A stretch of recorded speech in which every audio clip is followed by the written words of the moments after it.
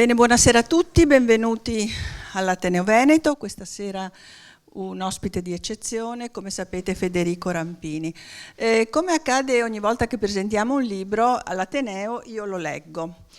Non sono una storica, non sono una critica letteraria, sono una mera lettrice, ma vi consegno 4 ragioni per cui secondo me questo libro va letto. La prima che è un libro controcorrente. Voi vedete già dal titolo, Grazie Occidente, Federico Rampini ci parla di quello che ha fatto l'Occidente per il sud del mondo e per l'est del mondo. E ci dice quello che è stato fatto ad esempio nella medicina, ad esempio nell'industrializzazione dell'agricoltura. E ci dice che senza le scoperte che sono state fatte nell'Occidente, che sono state poi esportate, la mortalità infantile non si sarebbe abbassata, la mortalità per parto non si sarebbe abbassata, non sarebbe aumentata la longevità delle persone, non sarebbe aumentata la circolarità dell'istruzione. Perché quello che ha portato l'Occidente non è stato solo un progresso materiale, ma anche un progresso immateriale nel campo dei diritti.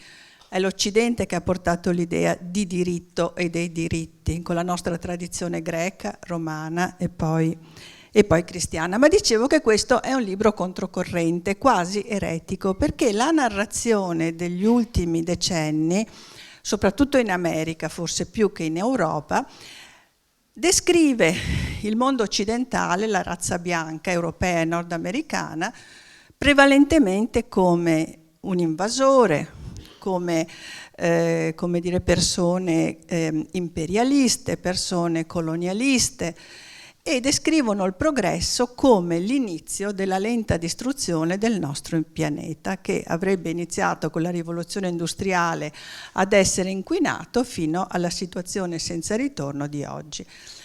Quindi parlare, come fa Rampini, di ringraziare l'Occidente è, dicevo, infrangere un tabù. Si può essere d'accordo con quello che dice o non essere d'accordo, ma certamente è un punto di vista di cui tenere conto. La seconda, velocemente, è un libro documentato. Rampini attinge alla propria cultura, basta, sappiamo, attinge alla propria esperienza di vita e anche questo fa la differenza, perché parla di cose che ha visto, dalla Cina all'America, dall'Europa all'Africa. E si serve anche di scrittori importanti, non tutti occidentali, non tutti allineati con l'Occidente, e anche questo secondo me è un dato positivo. E si serve anche infine dell'intelligenza artificiale, perché voi vedete che c'è un capitolo in cui si serve e passa, perdonate il bisticcio, dal passato alla geopolitica attuale con molta facilità. La terza ragione, questo libro è un ricostituente per la nostra autostima, soprattutto devo dire quella degli italiani, perché noi ci rendiamo conto che il nostro umanesimo, il nostro rinascimento, dico nostro perché sono nati qui, sono stati l'humus sullo quale poi si sono innestate le grandi rivoluzioni, quella industriale inglese, quelle politiche francesi e nordamericane. Quindi dobbiamo essere orgogliosi.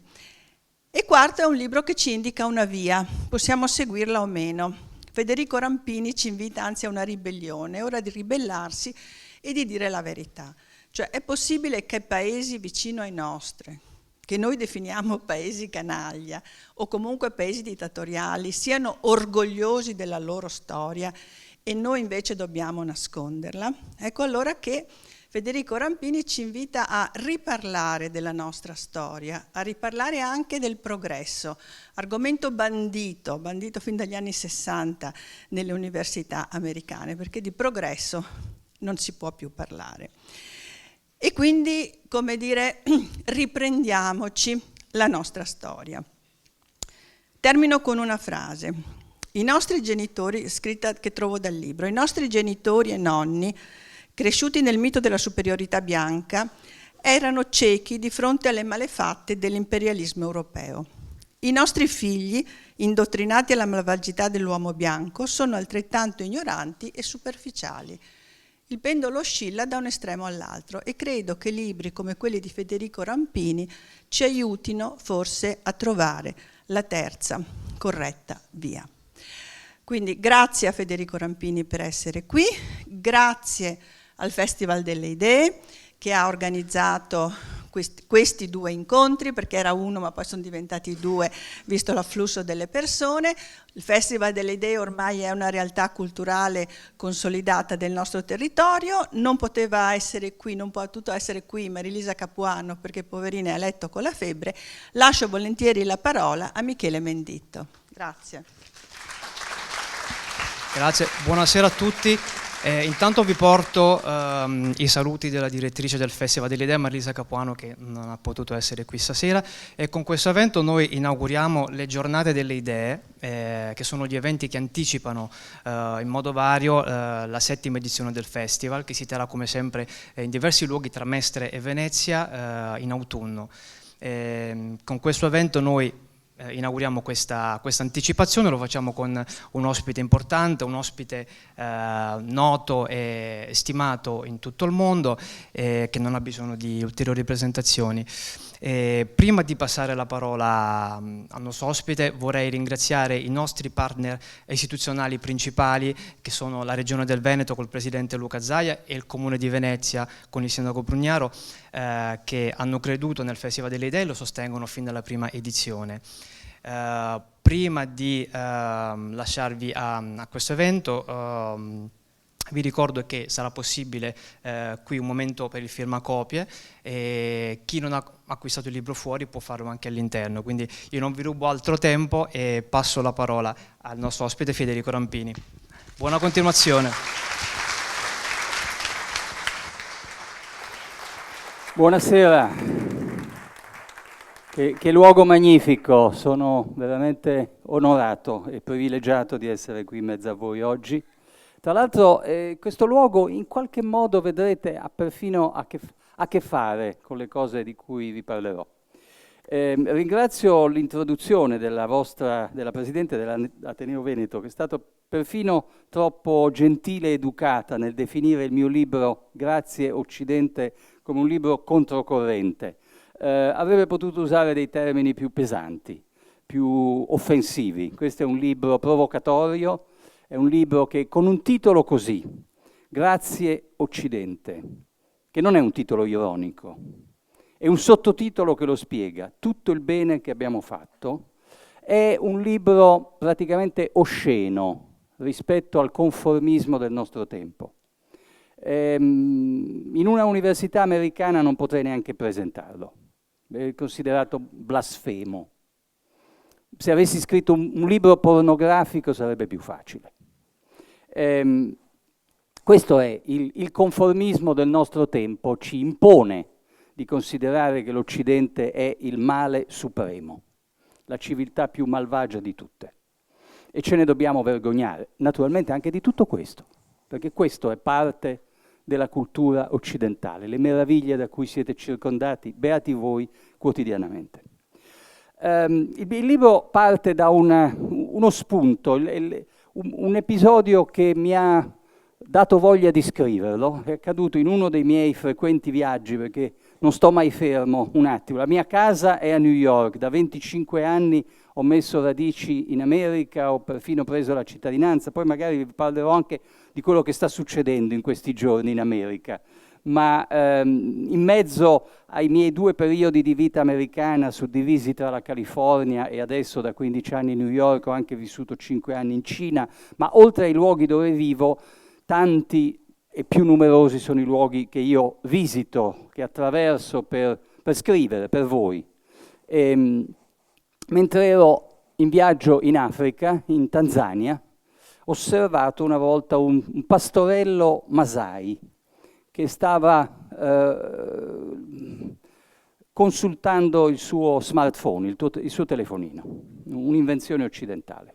Un'invenzione occidentale della quale noi sappiamo tutte le malefatte, siamo preoccupati per l'uso eccessivo distorto, a volte perfino patologico che noi facciamo di questi gadget, che i nostri giovani, i nostri ragazzi fanno dei social, però in quel contesto, per quel pastorello Masai, in una landa sperduta, quasi solo, lui con il suo gregge, quell'aggeggio in mano è un contatto con il mondo, informazioni, possibilità di dialogare con altri, un'ancora di salvezza dalla solitudine, ma anche uno strumento di apprendimento. E per molti dei suoi,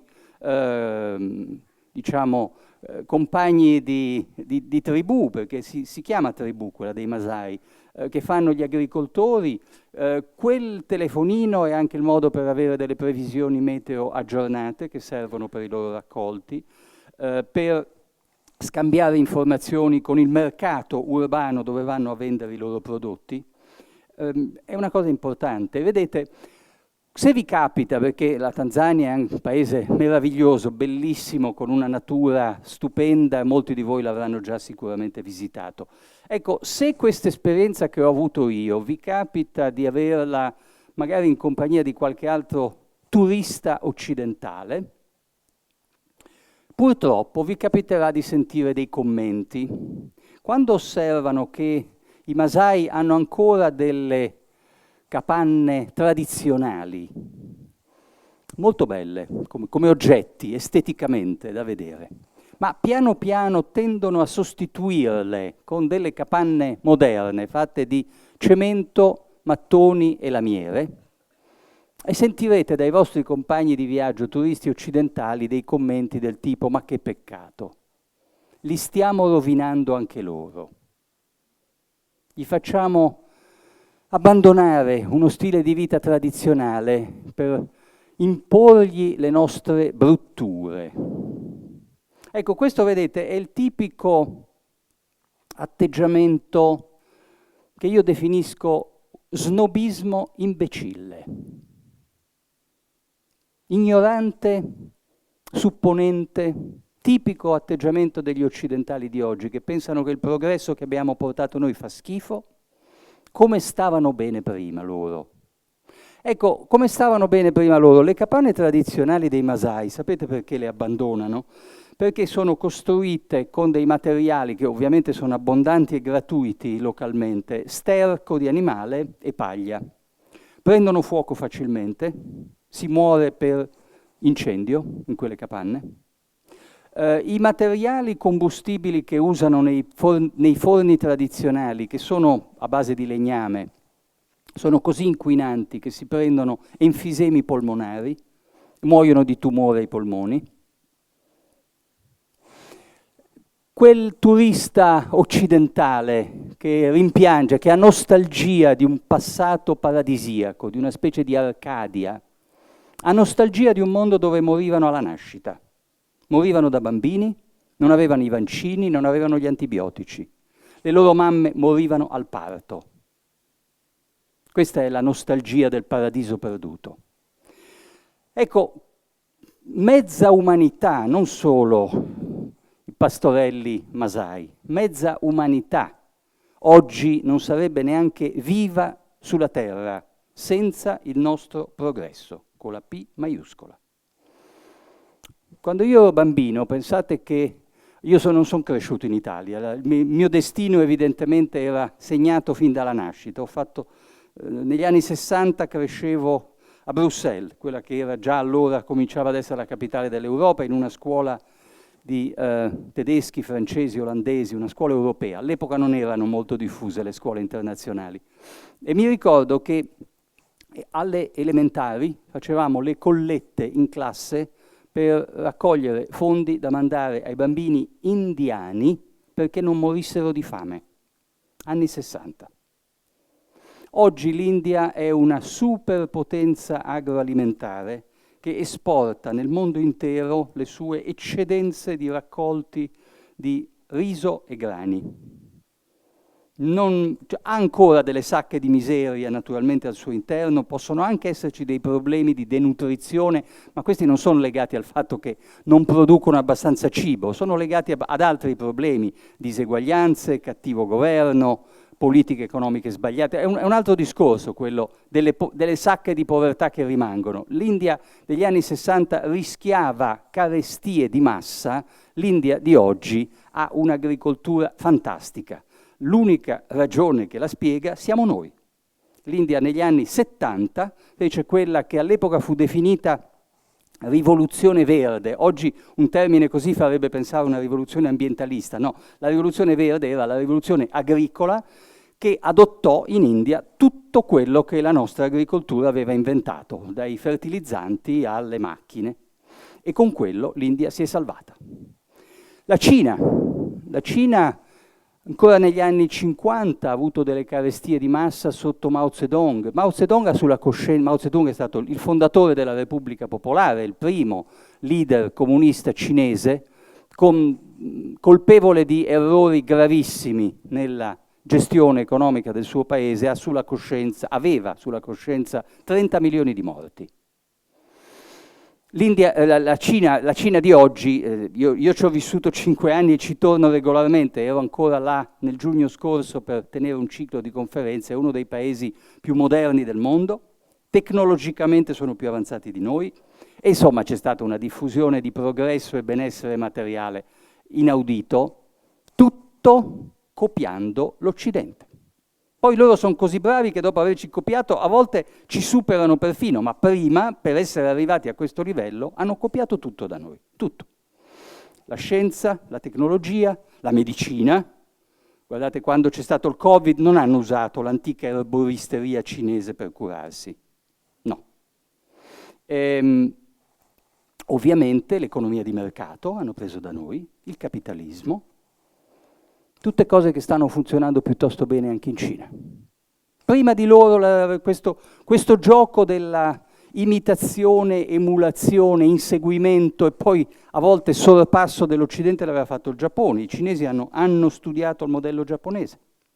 Pensate che quando finisce l'era di Mao, con tutte le storture, gli errori e i crimini di Mao, vince la lotta alla successione un moderato che si chiamava Deng Xiaoping. Una delle prime cose che fa Deng Xiaoping, che è quello che avrebbe traghettato la Cina verso la modernità, il progresso, il benessere di massa, una delle prime cose che fa, dice a una giovane generazione di cinesi: andate a studiare all'estero.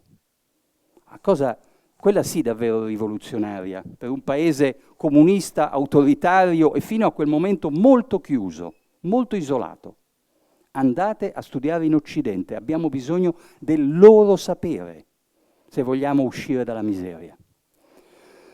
In questo ottima la presentazione che ha fatto del mio libro la Presidente dell'Ateneo Veneto. Davvero col mio libro io cerco di offrire una cura ricostituente e una iniezione di autostima a tutti voi e in particolare alle nostre giovani generazioni. Perché io inorridisco quando vedo che i giovani cinesi vengono fin dai banchi delle scuole medie educati ad essere orgogliosi della propria civiltà e della propria storia, ma anche i giovani indiani, anche i giovani russi, i giovani turchi, i giovani dell'Arabia Saudita assorbono un insegnamento che è impregnato di fierezza. Solo da noi, nelle scuole e nelle università, a cominciare dai licei, ma anche finire nelle grandi università americane, è in atto da anni un processo di demolizione. La storia dell'Occidente deformata in una caricatura come se fosse un romanzo criminale, falsificandola. Per esempio in una università americana è normale oggi, appena si parla di storia dell'Occidente e degli Stati Uniti d'America, immediatamente incollargli sopra lo schiavismo. Lo schiavismo è stato una macchia orrenda della nostra storia, non c'è dubbio. Un crimine indegno, ignobile, di cui noi siamo stati colpevoli. Quello che però non si può fare è raccontare solo questo, non raccontare, punto primo, che lo schiavismo non l'abbiamo inventato noi. I grandi imperi africani prima, molto prima che si affacciasse il primo uomo bianco su quel continente, i grandi imperi africani erano fondati sullo schiavismo. Si facevano la guerra tra loro per catturare schiavi che poi vendevano sul mercato. Questo era uno dei fondamenti dell'economia schiavista degli imperi africani, come lo era stato peraltro dell'antica Roma, dell'antica Grecia, dell'antica Persia. Ma anche gli Aztechi, prima che arrivasse Cristoforo Colombo, avevano gli schiavi. Punto secondo, i maggiori profittatori del commercio internazionale di schiavi furono prima gli arabi e poi i turchi ottomani. Non si insegna nelle nostre scuole, nelle nostre università, lo schiavismo arabo, lo schiavismo turco ottomano. E poi, non dimentichiamoci, i primi a abolire lo schiavismo siamo stati noi, cominciare dall'Inghilterra. L'Inghilterra mette fuori legge lo schiavismo nell'Ottocento, all'inizio dell'Ottocento, e addirittura organizza delle operazioni di polizia internazionale. Le flotte inglesi hanno l'ordine di dare la caccia alle flotte dei mercanti di schiavi.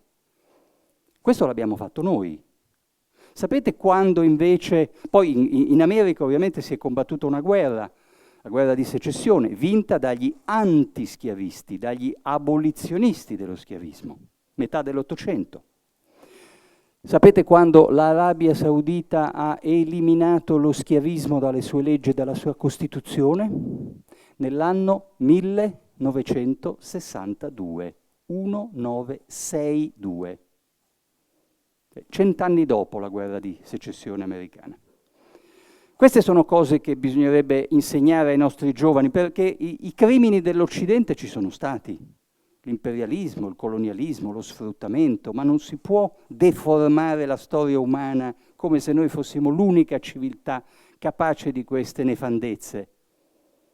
Noi siamo stati capaci di nefandezze, ma abbiamo anche inventato gli antibiotici, i vaccini.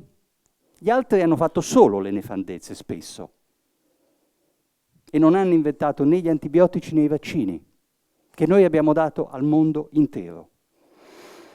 La speranza di vita media di un africano, anche nelle zone più povere dell'Africa, si è allungata di 20 anni in un secolo, una cosa inaudita, mai accaduta nella storia umana, solo grazie a noi. In tutto questo c'è una ragione di essere fieri, in particolare come italiani, perché nella storia del progresso, con la P maiuscola, l'Italia ha un posto importante, quello dell'epoca che chiamiamo umanesimo e rinascimento, che prepara con la sua valorizzazione della scienza, della razionalità, prepara quella che poi verrà chiamata la rivoluzione scientifica dell'illuminismo, soprattutto franco-inglese, e quindi poi, diciamo, grazie però a quella preparazione culturale che c'era stata qua in Italia, si arriva alla rivoluzione industriale, che è altro capitolo che è un tabù nell'insegnamento delle giovani generazioni. Perché se oggi a un giovane occidentale dite questo termine, rivoluzione industriale, molto probabilmente vi dirà subito è l'inizio della distruzione del mondo, è l'inizio della storia dell'inquinamento. Con la rivoluzione industriale abbiamo cominciato a generare l'apocalisse ambientale, emissioni carboniche, fabbriche che hanno devastato il pianeta fino ad arrivare all'emergenza attuale del cambiamento climatico. Anche questa è una grottesca caricatura, non si insegna la storia in questo modo. La rivoluzione industriale è stata un progresso magnifico che ha cambiato quello che sembrava essere il destino inesorabile della specie umana su questo pianeta. Dalla sua comparsa l'Homo sapiens è vissuto nel terrore, ogni sorta di terrore, terrore della fame, del freddo, delle belve feroci, della miseria, delle malattie. Normalmente, guardate, per la massima parte della storia umana abbiamo avuto una speranza di vita media di 30 anni. anche perché questa speranza era abbassata in particolare dal fenomeno della mortalità infantile. Molti morivano al momento della nascita. Che cos'è che a un certo momento fa scattare il grande cambiamento? Oh, non parliamo poi, io ho parlato del Homo sapiens. Pensiamo anche un attimo a Femina sapiens. Ieri era l'8 marzo.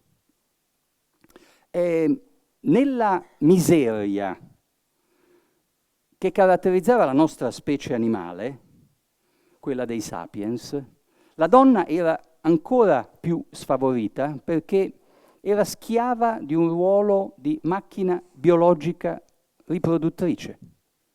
Visto che si moriva così tanto e così giovani, la donna aveva una funzione essenziale, quella di fare più figli possibile sperando che qualcuno rimanesse in vita abbastanza a lungo. Quindi schiava della riproduzione, macchina riproduttrice. Guardate, tutto questo è cambiato in tempo relativamente breve, grazie solo e soltanto all'Occidente. Pensate, prima ancora di pensare alle grandi battaglie del femminismo, che sono nate in Occidente e poi sono state guardate con ammirazione e rispetto dalle donne di altre civiltà, di altre popolazioni. Ma prima ancora di arrivare alle battaglie femministe, pensate a cosa sono state delle invenzioni come gli elettrodomestici e la pillola anticoncezionale. Cosa hanno potuto rappresentare di svolta? Tutto nato in Occidente. Ma in generale, se uno guarda, e nel mio libro lo faccio con l'ausilio dei migliori studiosi di storia, se uno guarda la storia nei tempi lunghi, si accorge che per tantissimo tempo la produttività umana è rimasta quasi immobile. Non è che nel Medioevo qui fossimo molto più produttivi e tecnologicamente avanzati rispetto all'impero romano. Non c'erano state delle svolte.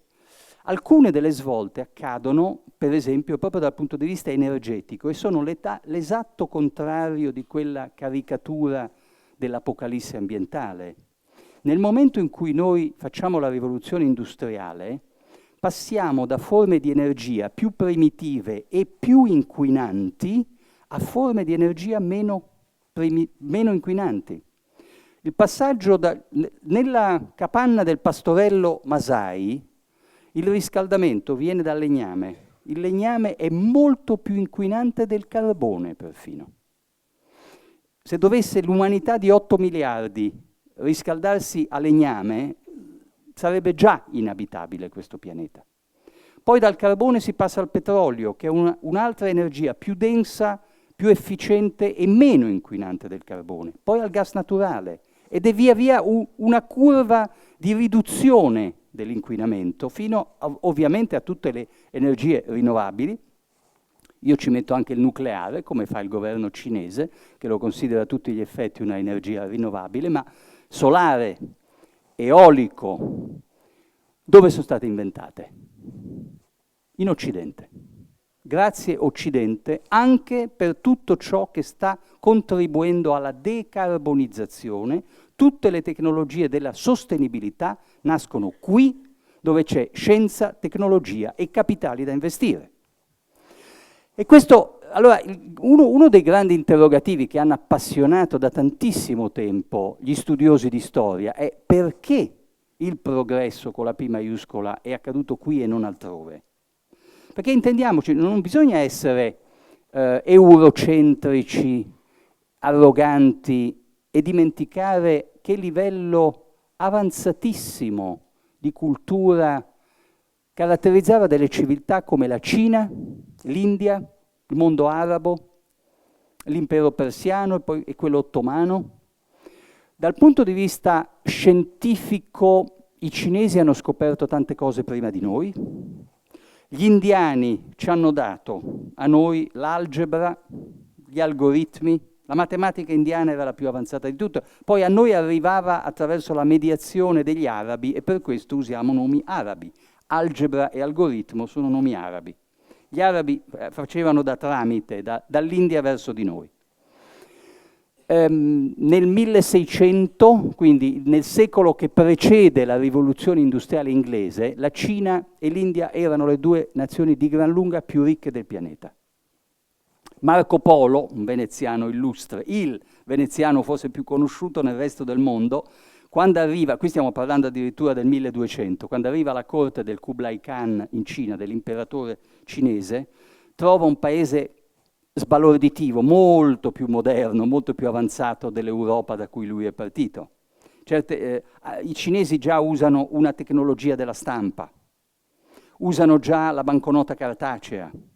Ci sono cose, Marco Polo è un osservatore lucidissimo, il più grande di tutti i giornalisti mai esistiti nella storia umana, però certe cose sono talmente più avanzate in Cina che perfino lui fatica a capirle, cioè ci fa per esempio una descrizione un po' vaga e generica dell'uso del petrolio che già stanno facendo i cinesi.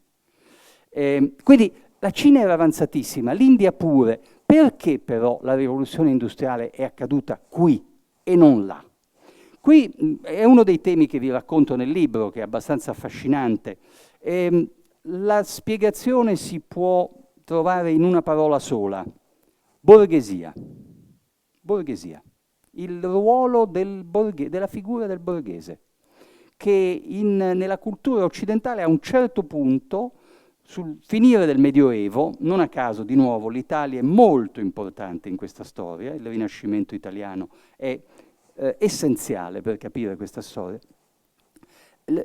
La figura del borghese, che vuol dire all'inizio soprattutto il mercante, Marco Polo veniva da una famiglia di mercanti, e poi diventerà l'imprenditore, anche l'imprenditore manifatturiero, industriale, è una figura che acquista una legittimità culturale e via via politica che non ha in nessun'altra civiltà al mondo. Nessuna. Le grandi civiltà sono quasi sempre dominate da un triangolo del potere, cioè la monarchia, l'imperatore con la sua aristocrazia intorno. Ci sono ovviamente i militari, quelli che sanno fare le guerre, e il clero, chi amministra la fede religiosa di quella civiltà in quel periodo storico. Questo di solito è il triangolo del potere che ha.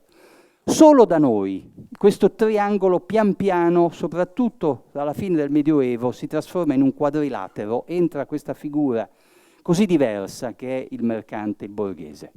E questo sarà quella figura sociale che via via che si emancipa politicamente è quella che trasforma la scienza in applicazioni pratiche, che della scienza sa vedere l'utilità concreta per fare soldi, perché il borghese nasce per quello. Anche gli altri hanno avuto classi mercantili, i mercanti cinesi. Nel 1200 la Cina aveva una specie di protocapitalismo, però erano sempre tenuti un po' sotto, come nel sistema delle caste indiane. Tanti ruoli mercantili, ma sempre un po' meno importanti delle caste che comandavano in India. Questo è un tema anche molto attuale, perché è il software dell'economia di mercato che noi abbiamo regalato al mondo intero. E tutti quei paesi, quei popoli, quelle civiltà che si sono affrancati dalla miseria di massa lo hanno fatto adottando il sistema dell'economia di mercato, che è nostro, è un'invenzione nostra. Però vedete, fin qui ho parlato soprattutto di benessere materiale, anche se benessere materiale non bisognerebbe mai disprezzarlo. Lo disprezza solo chi ce l'ha già, lo dà per scontato, e quindi lo snobismo imbecille di cui parlavo prima. Morire alla nascita non è tanto divertente. Ma al di là del benessere materiale, l'Occidente dà anche al resto del mondo un'altra forma di progresso, fondato su diritti e valori. È un'idea di diritti e valori che ha una gestazione molto lunga. Si può dire che noi li prendiamo in parte dalla civiltà greco-romana, in parte dal cristianesimo, e poi via via arriveranno a maturazione con le due grandi rivoluzioni democratiche della fine del Settecento, la rivoluzione americana e quella francese. Ma comincio dagli aspetti più banali, quelli che noi diamo per scontati, alla fine non lo sappiamo neppure. L'istruzione di massa. L'idea di una scuola pubblica per tutti nasce in Occidente, nessun altro l'aveva avuta prima di noi.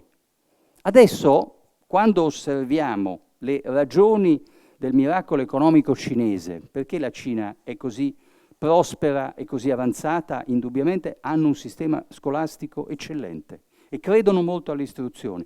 Ma la Cina di Confucio, il loro pensatore, fondatore, diciamo, di una scienza politica cinese, che ha vissuto più o meno all'epoca di Platone, era una Cina dove l'istruzione era importantissima, ma per pochi. E così è stata fino alla fine dell'Ottocento e fino a una parte del Novecento. Nel resto del mondo, anche quelle civiltà avanzatissime che vi dicevo, Cina, India, Persia, Impero Ottomano, Impero Arabo, anche quando avevano delle punte di scienza e di cultura raffinatissima, erano riservate a pochi. La cultura di massa la inventiamo noi. La scuola pubblica per tutti è un dono dell'Occidente al mondo. E poi un'idea dei diritti vuol dire la Dichiarazione universale dei diritti dell'uomo e della donna e di tutte le minoranze. Noi non la rispettiamo sempre, sia chiaro che il mio libro non è un banale, ingenuo o arrogante inno alla superiorità dell'Occidente. Noi le nostre idee, i nostri valori, i nostri principi a volte li calpestiamo, li abbiamo traditi. Però il fatto che siano nati qui ci mette continuamente in una sorta di travaglio e di contraddizione con noi stessi. Perfino il valore del dissenso è un valore tipicamente occidentale, l'autocritica. E oggi, quando delle femministe iraniane vengono torturate in carcere a Teheran dal regime degli ayatollah, loro hanno in mente un modello che è nato qua, in Occidente. La rivoluzione femminista è nata in Occidente e non è mai finita, siamo ben lungi dall'aver raggiunto tutti i traguardi dell'emancipazione femminile, della parità dei diritti, ma comunque è un motore che si è messo in marcia in Occidente e che altre parti del mondo hanno cercato talvolta di inseguire. Badate, perfino c'è un aspetto linguistico che ci dovrebbe incuriosire. Due tra i paesi o tra le potenze più anti-occidentali del tempo presente, la Repubblica Popolare Cinese e la Repubblica Islamica Iraniana, si chiamano così usando un termine che è totalmente estraneo alla loro tradizione. Il concetto di repubblica non esiste in Cina nell'antica visione di Confucio, né nel buddismo, nel taoismo. Il concetto di repubblica non lo trovate nel Corano. Repubblica nasce a Roma, la Repubblica Romana, che non è una democrazia, però è un'idea, la prima idea di Stato di diritto fondato sulle leggi, che poi verrà unita al principio della democrazia e del suffragio universale con le due rivoluzioni, francese e americana, anzi americana prima e poi francese. I francesi se lo dimenticano sempre, che è cominciata prima in America la democrazia. Ma questo, vedete, il fatto che perfino la Cina comunista, perfino la teocrazia degli ayatollah iraniani debbano implicitamente rendere un omaggio all'Occidente, battezzandosi repubbliche, è molto interessante. Si rendono conto che qui è nato un sistema in qualche modo più avanzato, ma che se poi loro cercano di negare che sia più avanzato. Voglio ancora riservare qualche minuto all'attualità e quindi concludo intanto con un paio di osservazioni che vi do per la vostra riflessione futura. Barack Obama, poco prima di lasciare la Casa Bianca, quindi nel 2016, disse una frase che era quasi altrettanto oscena di quella che dà il titolo al mio libro. Parlando con dei giovani americani, Obama disse: se voi aveste la libertà di scegliere in quale luogo e in quale periodo storico nascere, se poteste scegliere voi, non dovreste avere dubbi. Qui oggi in Occidente, perché l'umanità non è mai stata così bene e non ha mai avuto così tanti diritti. Questa è un'affermazione che già nel 2016 era piuttosto audace. Io non so se oggi Obama avrebbe il coraggio di ripeterla, di fronte a generazioni di giovani americani a cui è stato fatto il lavaggio del cervello per convincerli che la nostra epoca è la più orribile della storia umana. Un'altra citazione che vi regalo per concludere è di un grande intellettuale che non è occidentale, viene dal Libano, è impregnato di cultura araba, anche se in questo momento vive in Francia. Forse lo conoscete perché è un grandissimo scrittore, Amin Maalouf, che nel suo ultimo libro conclude con queste parole: tutti quelli che combattono l'Occidente e contestano la sua supremazia per delle buone o cattive ragioni vanno incontro a un fallimento più grave del suo. Questo lo dice un intellettuale che si è formato nel mondo della cultura araba. Ecco, finisco con qualche, non so quanto tempo mi rimane. Lo so che essendo di passaggio in Italia, nel mio paese d'origine, dall'America, c'è anche sempre una certa curiosità su quello che sta accadendo negli Stati Uniti in questi giorni, in queste settimane, in questi mesi. E quindi non voglio deludervi parlando solo di una storia di lungo periodo dell'Occidente, ma il collegamento in realtà è molto stretto, perché in questo momento in America c'è un presidente che non crede all'Occidente. È la figura di Donald Trump, che è una figura che io cerco di non demonizzare. Ho passato questi anni a studiare il fenomeno del trumpismo e trovo che spesso in Europa lo si liquida come una caricatura o con degli stereotipi fuorvianti. Però non c'è dubbio che alla figura di Trump è profondamente estraneo il concetto di Occidente. Basta vedere come tratta gli alleati europei. Non pensa che l'alleanza transatlantica, che è fondata su tanti interessi comuni, su visioni strategiche, però è fondata anche indubbiamente dal 1945, 47, 48 in poi su una comunanza di valori e di interessi. Questo a lui non lo interessa. Ha altre logiche che lo spingono a fare quello che sta facendo. Non credo che tutto quello che lui sta facendo sia sbagliato, dannoso, pericoloso. Se riuscisse a mettere fine a una guerra sarebbe comunque un bene, anche se i costi, i prezzi che lui sembra disposto a pagare sono molto alti. Però cessare i combattimenti in genere è un valore in sé, ma non è questo. Quando dico Occidente ho in mente proprio il tema dei valori. Quindi questa potrebbe anche essere una di quelle fasi storiche di grande cambiamento, di accelerazione del cambiamento, in cui l'Europa torna ad essere un po' più il centro di un'idea di Occidente. Questo è interessante, è una bella sfida. Se l'Europa vuole assumersi questo compito. Non sono sicuro che, per esempio, le giovani generazioni europee siano convinte. Ho l'impressione che anche in Europa sia stata operata una amputazione della memoria storica e un lavaggio del cervello che ha reso molti giovani anti-occidentali, convinti di dover espiare le colpe della civiltà più malvagia di tutte. E allora diventa un po' difficile credere nei valori dell'Occidente, difenderli, forse addirittura proporli ad altre parti del mondo se si è convinti che non sono affatto valori, che anzi noi siamo gli unici grandi criminali della storia. Ma vi aggiungo però qualche altra osservazione sull'attualità. Una cosa che sulla quale vorrei rassicurarvi, ecco, perché in fondo ho dato un messaggio positivo sull'Occidente, vorrei aggiungere qualche messaggio positivo perfino sull'America. Questo è ancora, in questo momento forse qua in Italia è ancora più difficile. Intanto la democrazia americana è viva e vegeta.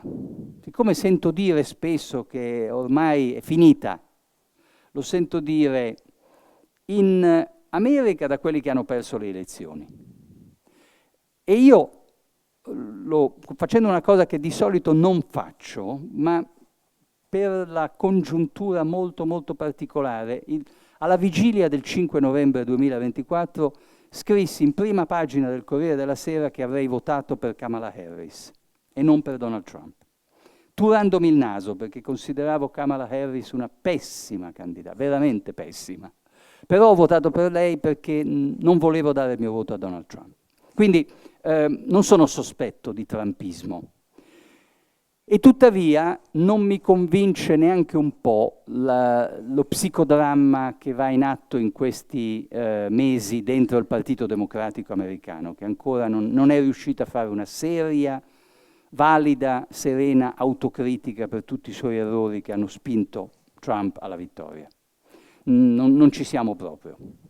Quindi quando sento i miei amici, soprattutto nei salotti intellettuali di New York e San Francisco, lamentare che bisogna fare le valigie e andare a vivere all'estero perché ormai è arrivato il fascismo in America, io li trovo abbastanza insopportabili, anche perché di solito sono degli intellettuali che hanno la seconda casa in Toscana o a Parigi, sulla Costa Azzurra, e quindi, come dire, se l'operaio del Michigan, dell'industria automobilistica del Michigan, sa che questi si stanno interrogando, hanno questi grandi travasi d'anima, interrogano se lasciare New York per andare a Parigi, all'operaio del Michigan gli viene di dire accomodatevi, faremo a meno di voi, non sentiremo la vostra mancanza, ma soprattutto guardiamo alle cose serie. La democrazia americana è viva e vegeta per tante ragioni che vi posso elencare, almeno in parte.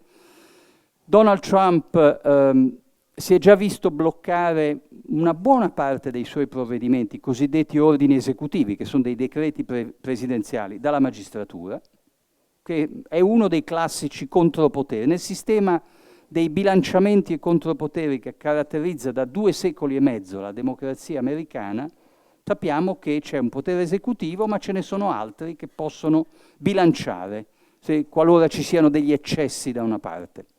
La magistratura che gli sta bloccando tanti provvedimenti include la Corte Suprema, dove c'è una maggioranza di giudici repubblicani.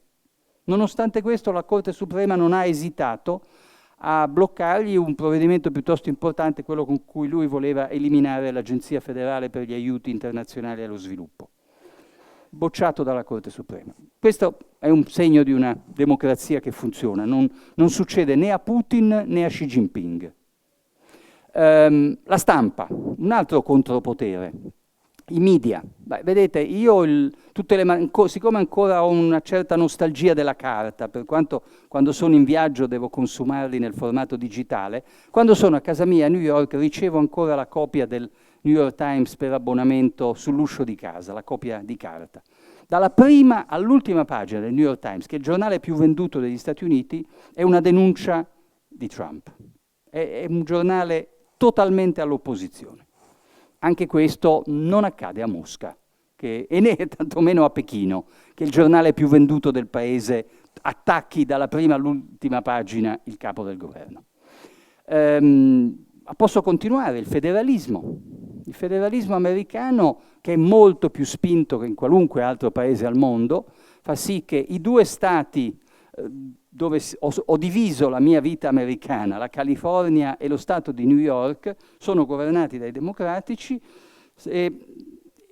Per la vita quotidiana di un cittadino americano di solito è molto più importante chi è il mio sindaco e chi è il mio governatore, che non chi sta a Washington alla Casa Bianca. A Washington alla Casa Bianca può prendere decisioni importanti per il mondo intero, la politica estera, per carità, però la polizia, la nettezza urbana, i trasporti pubblici, perfino l'educazione, la scuola, le decidono i poteri locali queste cose. Quindi sono poteri che contano e a New York, in California, i democratici fanno tutto il possibile per boicottare e sabotare tutto quello che vuol fare Trump. Quindi siamo in un mondo abbastanza familiare di pluralismo, di spinte e controspinte. Questo sta accadendo negli Stati Uniti, quindi inutile fasciarsi la testa dicendo che stiamo scivolando in America verso una forma di fascismo.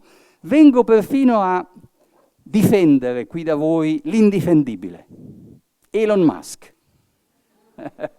il grande Satana.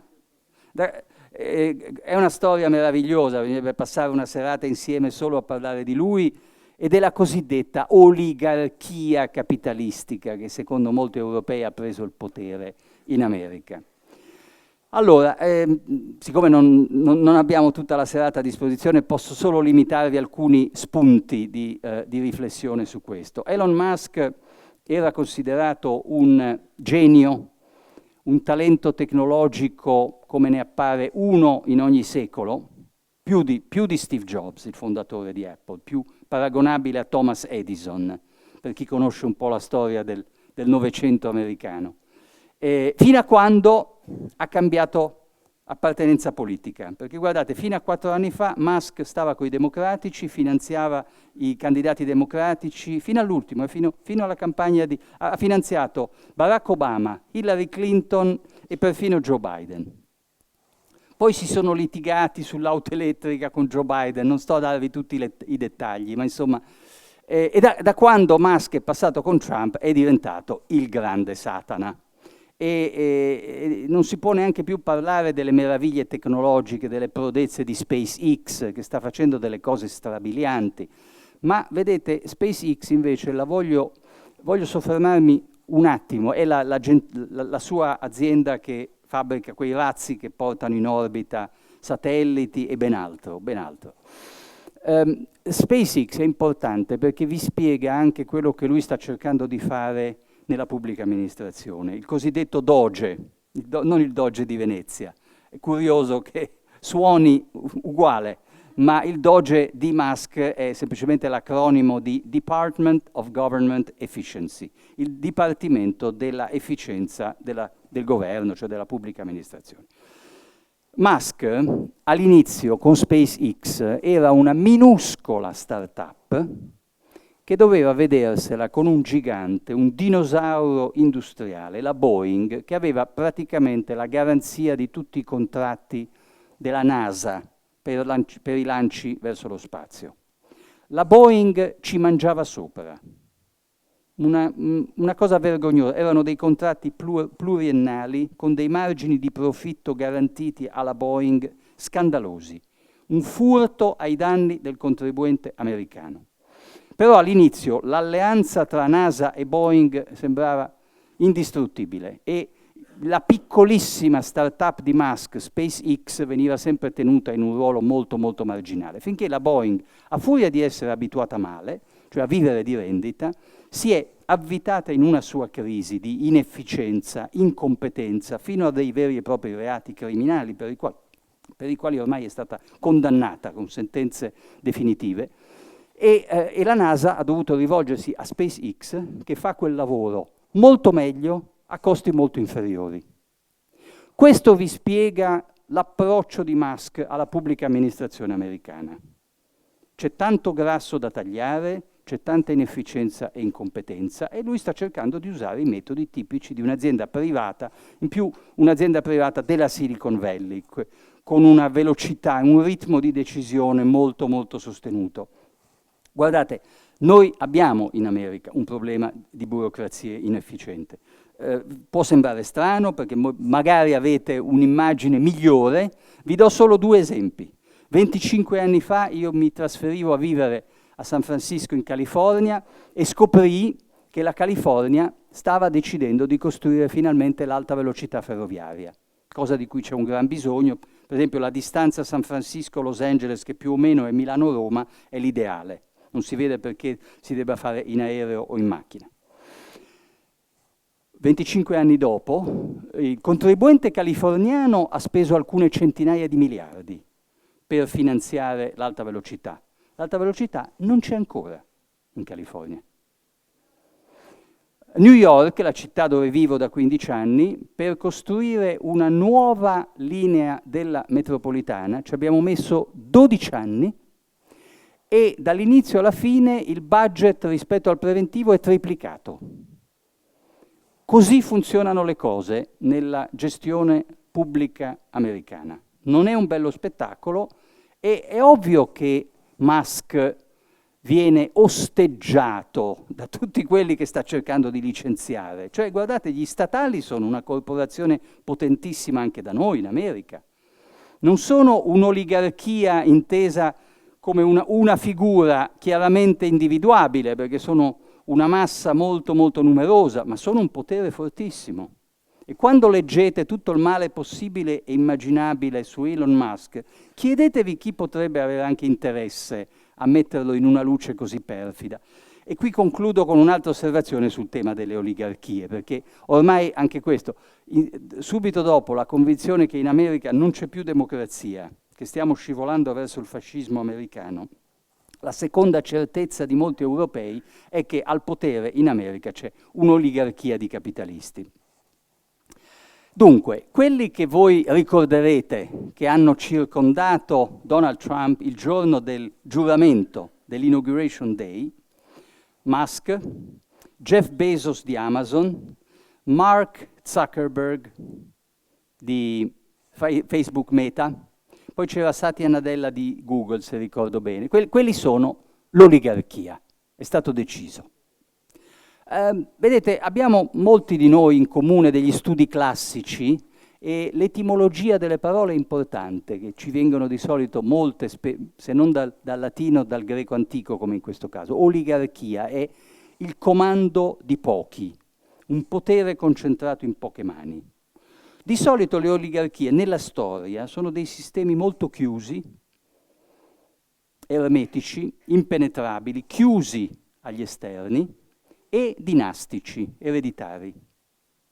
Quella cosiddetta oligarchia americana, ripassateveli tutti, nessuno di loro ha ereditato l'azienda dal papà, o dalla mamma, o dai nonni. Sono tutti fatti da soli, sono tutti imprenditori di prima generazione. Musk, Zuckerberg, Bezos, potete allungare, L'elenco delle cosiddette big tech, i giganti, non esistevano 30 anni fa. Mentre invece se voi vi andate a vedere, è uscito sul sito del Corriere poche settimane fa, il solito elenco annuale dei miliardari italiani, sono tutti cognomi molto molto familiari, perché è da generazioni che stanno lì. Li conoscete benissimo, non c'è bisogno che ve li pronuncio io. Sono di seconda, terza, sono figli di papà, nipoti di nonni o di bisnonni addirittura. Dov'è l'oligarchia al potere? Qui o in America, dove invece il mondo delle start-up ha generato dei giganti che non esistevano 20-30 anni fa, che hanno dovuto cimentarsi con tanta concorrenza. Un mondo dove comandano i giovani. Steve Jobs, quando aveva 21 anni, fondò Apple. Bill Gates fondò Microsoft, anche lui 21 anni esattamente.